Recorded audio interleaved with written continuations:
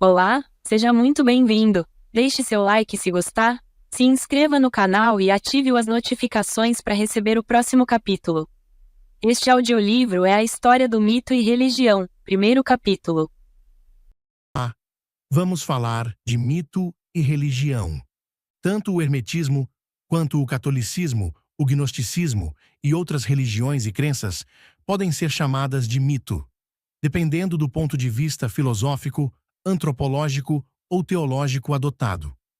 Vamos detalhar. Do ponto de vista acadêmico, o mito não significa falsidade, mas sim uma narrativa simbólica que oferece sentido ao mundo, à existência, ao bem e ao mal, ao sofrimento, à morte, ao divino. Nesse sentido, todas as religiões possuem mitos, inclusive o cristianismo, o islamismo, o judaísmo, o budismo, etc. A criação do mundo em Gênesis é um mito cosmogônico. O mito de Osíris no Egito, ou o mito gnóstico da queda da alma, tem a mesma função simbólica. O hermetismo também possui mitos, como o do Poimandres, uma entidade que revela verdades ao iniciado. Do ponto de vista da religião institucional, um católico praticante, por exemplo, não chamaria sua fé de mito, pois isso pode parecer que se trata de uma ficção ou invenção. Aqui, mito pode soar como algo pejorativo. Então, muitas tradições preferem falar em doutrina, revelação ou mistério. Do ponto de vista comparativo e filosófico, autores como Joseph Campbell, Mircea Eliade e Carl Jung analisaram as religiões como sistemas míticos universais, onde os símbolos e arquétipos, como morte e renascimento, herói, tentação, queda, se repetem em diversas tradições. Isso não desvaloriza a fé, mas oferece uma leitura simbólica e psicológica das crenças. O hermetismo não é dualista, é um dos primórdios a ter um único Deus, o Deus de Hermes, a quem se deve toda obediência. No período da Renascença, o hermetismo foi redescoberto, e assim foi acrescentado à Cabala, ao islamismo, ao cristianismo, até chegar no livrinho O Cabalion, que na verdade é uma maquiagem da lei da atração, do verdadeiro hermetismo, que é influenciado pelo estoicismo e o platonismo. Conhecido pelos romanos como Mercúrios Termaximus, pelos greco-egípcia como o deus Tote, na Grécia como Hermes Trismegistros, na abraâmica como Enoque e Ídris para os islâmicos. Mas por que 3 vezes grande? Porque dominava 3 artes da vida: astrologia, alquimia e teurgia. Não existem evidências de que Hermes tenha existido ou que tenha sido mais de uma pessoa a redigirem as obras, mas para os hermetistas, ele foi um fundador da tradição. Qual o objetivo dessa tradição? Qual a sua filosofia? É conhecer a realidade divina que fundamenta e permeia toda a existência. Trabalhar pela salvação da alma e viver em harmonia com todas as coisas, através da purificação espiritual e ritual. Ascender como uma estrela perfeita, usando a astrologia, a alquimia e práticas mágicas e religiosas. Mesmo que não tivesse nenhuma intenção de substituir nenhuma doutrina. Historicamente, o hermetismo é pagão, por se misturar a Grécia com o Egito. Mas o Deus hermético é a um único Deus que se deve culto e surgiu antes do batismo de João. Deus seria o Deus do qual os outros deuses adoram. Convidar espíritos para habitar em objetos, talismãs, era uma prática. É discorrido no Corpus Hermetum. É através desta prática que existe a razão do hermetismo ser mais que filosofia. Na obra Operação dos Deuses, elevar a matéria ao espírito, não bastando somente o intelecto, mas com a prática de se tornar, na teurgia original, pagã, a enosis, se tornar um com o uno. Na teurgia cristã, influenciada pelo hermetismo, é a teoses, por meio da graça divina, ser um com Deus. No misticismo islâmico, o fana, aniquilação do eu, morrer antes de morrer e se tornar um instrumento de Alá, tornando-se um com ele. O fechamento da Academia de Atenas, juntamente com o declínio do paganismo no Mediterrâneo, com a queda do Império Romano, textos herméticos são resgatados e preservados por sábios árabes, que misturaram os ensinamentos ao Islã. Através dos árabes, na Ibéria medieval, surge a Cabalá. No Renascimento, houve uma redescoberta da cultura greco-romana, através da tradução de diversas obras, como o Corpus Hermeticus. A partir da acessibilidade de leitura, ideias cristãs se combinam ao hermetismo. A fusão do hermetismo com a Cabalá judaica criou as bases da magia renascentista, sobrevivendo ao mundo moderno, dentro das chamadas ordens herméticas, assim como a Golden Dawn, a Aurora Dourada, foi uma sociedade secreta esotérica e ocultista fundada no final do século XIX, na Inglaterra. Ela teve um grande impacto no ocultismo ocidental moderno, influenciando diversas tradições mágicas, como a Telema de Aleister Crowley e a Wicca. A ordem misturava elementos da cabala, alquimia, astrologia, tarô, teurgia e magia cerimonial, criando um sistema iniciático estruturado em graus, semelhante ao da maçonaria. Seus membros estudavam textos esotéricos e realizavam rituais para desenvolvimento espiritual e contato com forças superiores. O Corpus Hermeticus é composto por diálogos entre personagens que exploram as artes nas três grandezas. Levar a matéria ao espírito. Não bastando somente o intelecto, mas com a prática de se tornar, na teurgia original, pagã, a enosis, se tornar um com o uno. Na teurgia cristã, influenciada pelo hermetismo, é a teosis, por meio da graça divina, ser um com Deus. No misticismo islâmico, o fana, aniquilação do eu, morrer antes de morrer e se tornar um instrumento de Alá, tornando-se um com ele. Teurgia é o caminho. Enosis é a chegada. Teosis significa literalmente divinização ou deificação. É a ideia de que o ser humano pode participar da natureza divina, ou seja, tornar-se, de certo modo, divino, sem deixar de ser criatura. Essa noção aparece tanto na filosofia neoplatônica quanto na teologia cristã, especialmente na tradição ortodoxa oriental. No neoplatonismo, teosis é muito próxima de enosis, alcançar a perfeição e a união com o uno, através da purificação da alma e da ascensão espiritual. O ser humano, ao imitar o divino, por meio de virtudes, sabedoria e práticas como a teurgia, transcende sua condição limitada. O fechamento da Academia de Atenas, juntamente com o declínio do paganismo no Mediterrâneo, com a queda do Império Romano, textos herméticos são resgatados e preservados por sábios árabes, que misturaram os ensinamentos ao Islã. Através dos árabes, na Ibéria medieval, surge a Cabalá.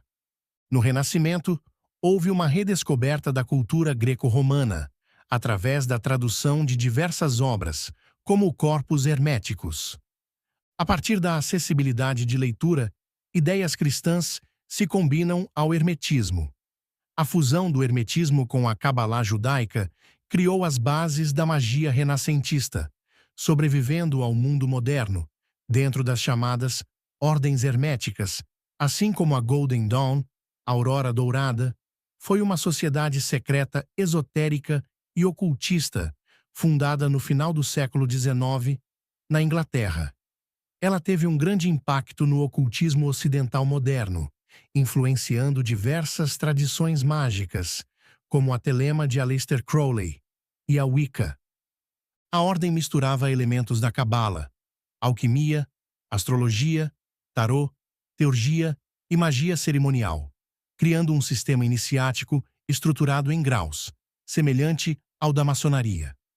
Seus membros estudavam textos esotéricos e realizavam rituais para desenvolvimento espiritual e contato com forças superiores.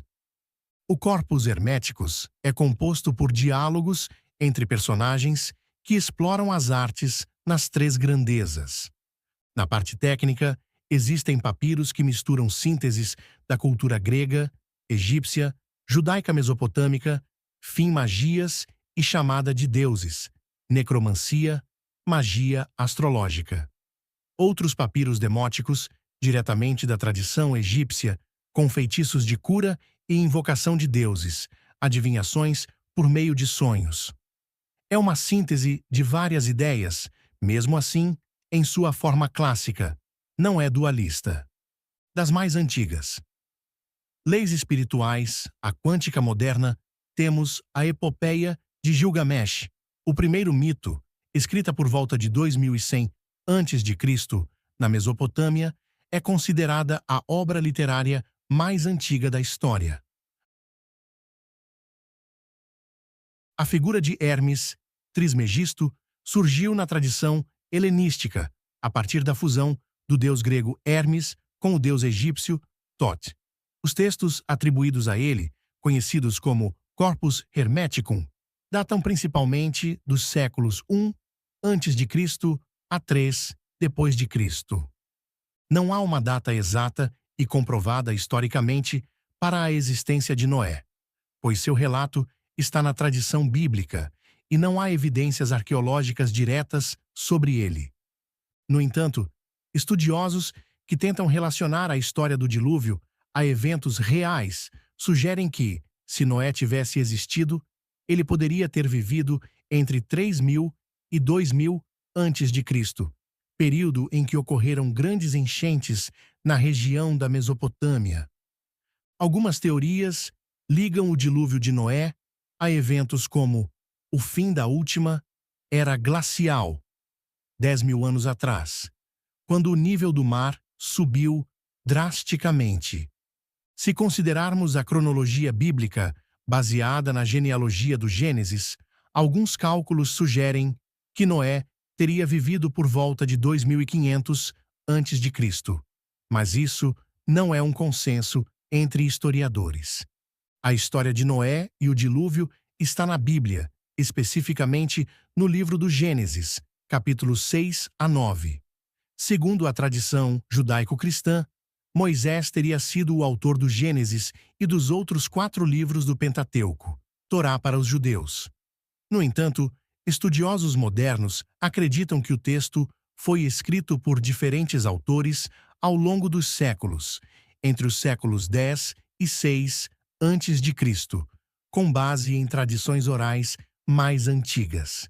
A história de Noé tem muitas semelhanças com relatos mais antigos, como o dilúvio na epopeia de Gilgamesh, onde um homem chamado Utnapishtim também sobrevive a uma grande inundação por ordem dos deuses. Isso sugere que a narrativa bíblica pode ter sido influenciada por mitos mesopotâmicos. Enoque, segundo a Bíblia, era descendente de Sete, o terceiro filho de Adão e Eva. Essa interpretação vem da tradição judaica mística, especialmente da literatura apocalíptica e cabalística, não da Bíblia hebraica, Tanakh, em si. Na Bíblia está apenas Enoque andou com Deus, e não apareceu mais, porquanto Deus, para si, o tomou. Mas em textos pseudepígrafos, escritos antigos fora do cânon bíblico, como o livro de Enoque, 1 Enoque, e o livro dos segredos de Enoque, 2 Enoque, desenvolve-se a ideia de que Enoque foi levado vivo aos céus, transformado num ser celestial e elevado a uma posição muito próxima de Deus. Na mística judaica posterior, especialmente na Cabala e no misticismo Merkabá, Enoque é identificado com o anjo Metatron, o mais elevado dos anjos, descrito como o escriba celestial e mediador entre Deus e os homens. Metatron ocuparia uma esfera superior, até mesmo a dos arcanjos, sentado ao lado de Deus.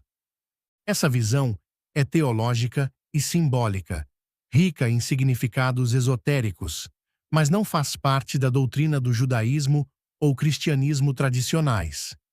Sim, há tradições esotéricas, especialmente dentro do hermetismo renascentista, da teosofia e de alguns ramos da cabala cristã, que fazem uma associação simbólica entre Metatron e Hermes Agora, Trismegisto. vamos falar de posições Embora de isso não tenha especulação base simbólica. nas fontes judaicas Dentro ou dos greco-egípcias significados de seu originais, nome, podemos encontrar o príncipe do mundo, rei dos anjos, anjo da morte, entre outros. Porém, um dos mais prováveis seria uma corrupção grega do hebreu, Metaton Tronon, mais próximo do trono. Pela gematria Metatron, é comparado a IHVH, pois a correspondência de seu nome é 314 como o nome divino Shaddai. E assim sendo, ele tem um nome como do seu senhor. Na leitura talmúdica, feita por Karaita Kirkisani, Metatron é chamado de Yavé Menor.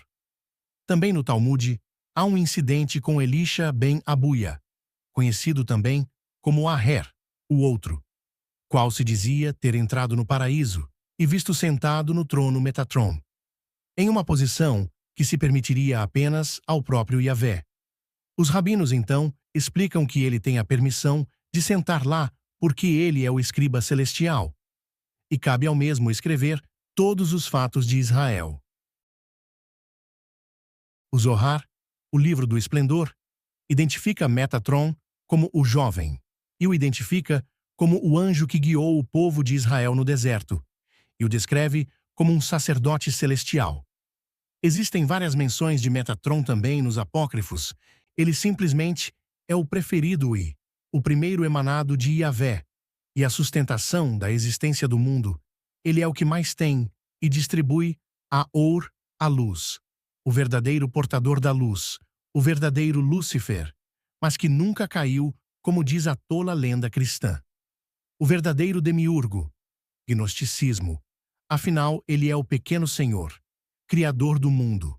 Ele é quem nos impõe, em principal, os testes para provar nosso interior e nossas virtudes, e mantém as leis kármicas. E muitos têm o karma como algo ruim, assim transformando Metatron naquela figura luciférica e sombria. Inclusive, muitas ordens têm, erroneamente, o ser Lúcifer como demiurgo, pseudo-entidade que não passa de um erro da tradução da Bíblia no século VII, se tornando apenas uma alegoria da luz astral.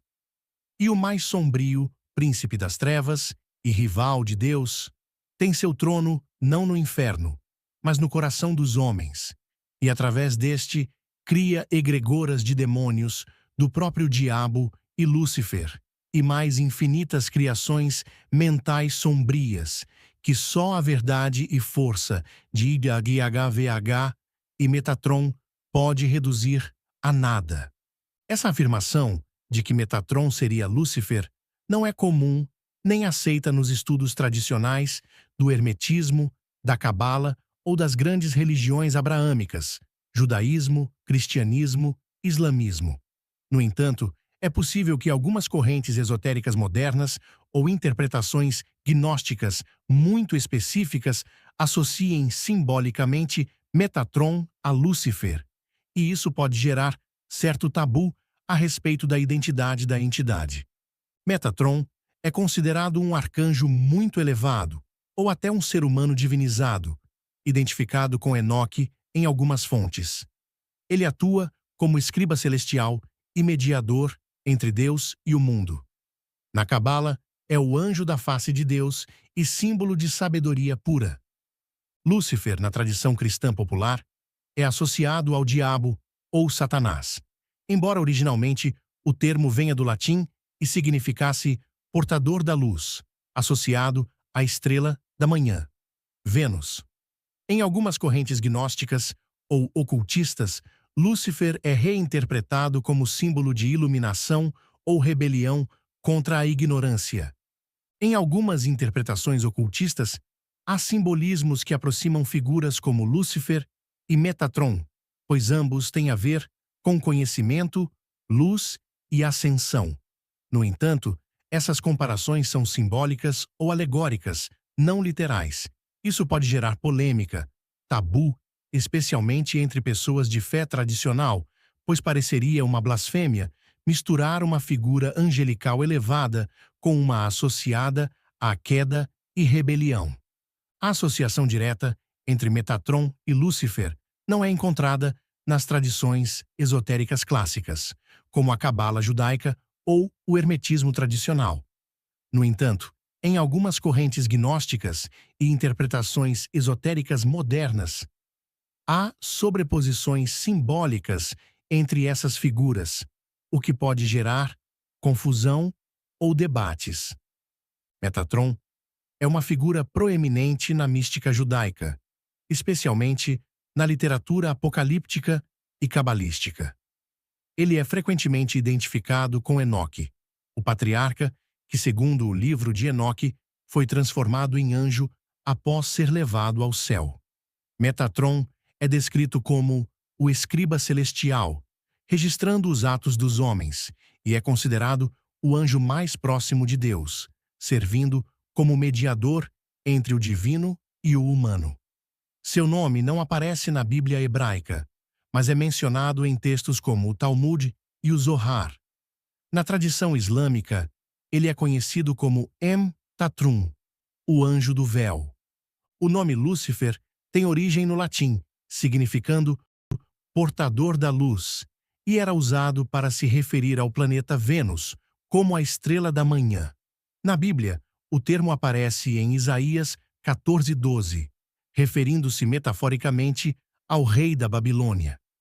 Com o tempo, especialmente na tradição cristã, Lúcifer passou a ser associado a Satanás, o anjo caído. Em algumas tradições gnósticas, há uma reinterpretação das figuras bíblicas, onde entidades como o Demiurgo e Aldabaoth são vistas como falsos deuses que mantêm a humanidade na ignorância. Nessas narrativas, figuras que trazem conhecimento ou iluminação, como a serpente no Éden, podem ser vistas positivamente. Embora Metatron não seja diretamente associado a Lúcifer nesses textos, ambos podem ser vistos simbolicamente como portadores de conhecimento ou intermediários entre o divino e o humano. Essa sobreposição simbólica pode levar a interpretações que associam Metatron a Lúcifer em algumas correntes esotéricas modernas. A associação entre Metatron e Lúcifer não é fundamentada nas tradições religiosas ou esotéricas clássicas. No entanto, interpretações simbólicas e sincréticas em correntes esotéricas modernas podem estabelecer paralelos entre essas figuras, especialmente em contextos que valorizam a busca pelo conhecimento e a iluminação espiritual. É importante abordar essas interpretações com discernimento, reconhecendo as diferenças entre as tradições e evitando confusões que possam surgir de sobreposições simbólicas. Sim, exatamente. Esse tipo de confusão é comum quando símbolos complexos são mal compreendidos ou reinterpretados fora de seu contexto original. Quando alguém não conhece profundamente a mística judaica, a Cabala ou o hermetismo, pode cair em interpretações simplistas ou distorcidas. Metatron não é mencionado na Bíblia tradicional, o que o torna estranho à maioria dos cristãos. Isso já desperta desconfiança em quem associa tudo que não é canônico a algo do mal. Em contextos dogmáticos, tudo que foge do catecismo tradicional é visto com medo. Se um nome não aparece na Bíblia protestante, por exemplo, pode ser automaticamente rotulado como demoníaco. O mesmo se aplica a figuras como Lilith, Sofia ou mesmo Prometeu, que em contextos mitológicos ou esotéricos têm funções importantes, mas são demonizados em leituras reducionistas. O tabu em torno de Metatron muitas vezes vem da falta de compreensão profunda e do medo do desconhecido. Quando se junta isso a interpretações esotéricas modernas que desafiam estruturas religiosas rígidas, o rótulo de demônio surge como uma defesa contra o que não se quer entender. Mas sim, há interpretações esotéricas e gnósticas que exploram simbolismos envolvendo Metatron e Lúcifer, embora essas associações não sejam amplamente reconhecidas nas tradições religiosas clássicas. O luciferianismo é uma doutrina esotérica e gnóstica que vê Lúcifer como o portador da luz do intelecto, símbolo de iluminação e conhecimento. Em algumas vertentes gnósticas, Lúcifer é interpretado como uma figura que traz conhecimento à humanidade, desafiando autoridades divinas opressoras. Essas interpretações podem levar a associações simbólicas entre Lúcifer e outras entidades relacionadas à sabedoria e à mediação divina, como Metatron. Metatron é uma figura proeminente na mística judaica, especialmente na literatura apocalíptica e cabalística. Ele é frequentemente identificado com Enoque, o patriarca que, segundo o livro de Enoque, foi transformado em anjo após ser levado ao céu. Metatron é descrito como o escriba celestial, registrando os atos dos homens, e é considerado o anjo mais próximo de Deus, servindo como mediador entre o divino e o humano. Seu nome não aparece na Bíblia hebraica, mas é mencionado em textos como o Talmud e o Zohar. Na tradição islâmica, ele é conhecido como Mutatrum, o anjo do véu. Em algumas tradições esotéricas modernas, há uma tendência de reinterpretar figuras religiosas tradicionais, atribuindo-lhes novos significados simbólicos.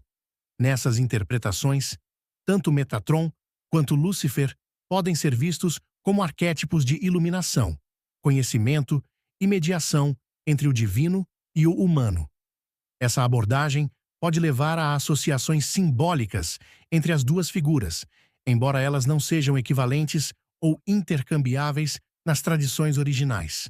Em obras de ficção e mídias populares, como a série de livros Filhos do Éden, de Eduardo Spohr, Metatron e Lúcifer são retratados como personagens com histórias e motivações complexas, às vezes em conflito direto. Essas representações podem influenciar a percepção pública dessas figuras, especialmente entre aqueles que não estão familiarizados com as tradições religiosas originais. É importante notar que essas associações simbólicas entre Metatron e Lúcifer são interpretações modernas e não refletem as visões tradicionais do judaísmo, cristianismo ou islamismo. Para compreender plenamente essas figuras, é essencial estudar suas origens e significados dentro de seus contextos religiosos e históricos originais. Aqui estão alguns textos e autores que exploram interpretações esotéricas, gnósticas e ocultistas que podem tocar, mesmo que simbolicamente, na relação entre figuras como Metatron e o arquétipo do conhecimento. 1. O livro de Enoque, apócrifo. É uma das fontes mais antigas que menciona Enoque sendo elevado aos céus, base da tradição, que o identifica como Metatron. Onde encontrar? Traduções disponíveis online ou em edições comentadas. Procure pela versão etíope ou pela tradução de R. H. Charles. Temas: Anjos caídos, o papel de Enoque, o céu e o juízo. 2. Zohar, livro central da Cabala judaica. Fala de Metatron como o pequeno IKWH, descrevendo seu papel como escriba e mediador. Onde encontrar traduções parciais em português? Busque por obras de Gershom Scholem ou Aryeh Kaplan. Temas: metáforas sobre luz, criação e estrutura oculta do universo. 3. Gershom Scholem, As grandes correntes da mística judaica. Scholem é o maior estudioso acadêmico da Cabala. Ele detalha a origem de Metatron e como ele foi interpretado por escolas místicas. Temas: transformação de Enoque, papel dos anjos, dualismos e mística judaica. Quarta Helena Blavatsky, a doutrina secreta. Fundadora da teosofia, Blavatsky associa Lúcifer a um princípio de iluminação, não como ser maligno, mas como arquétipo do conhecimento oculto.